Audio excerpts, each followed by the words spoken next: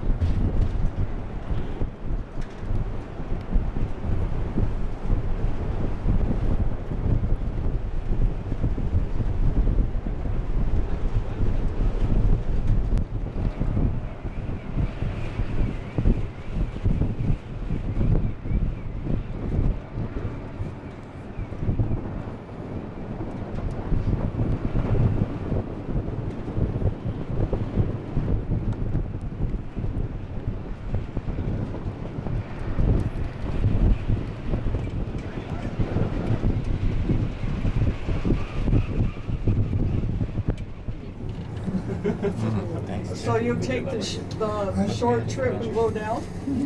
No, I was going to jump, but you know, it's okay. No. Because I paid the tickets already, and go back down. You don't want to jump. That's going to hurt. You get there, down there so far, next thing you know, you get to almost to the bottom, you'll be hollering out. Oh, I was expecting you to cut me from the road. No. You don't want to do that. You want to live a little bit longer, don't you? Even I'm gonna miss the whole view though. I'm going too fast. Yeah, you'll miss it. You'll miss it all right. Depends.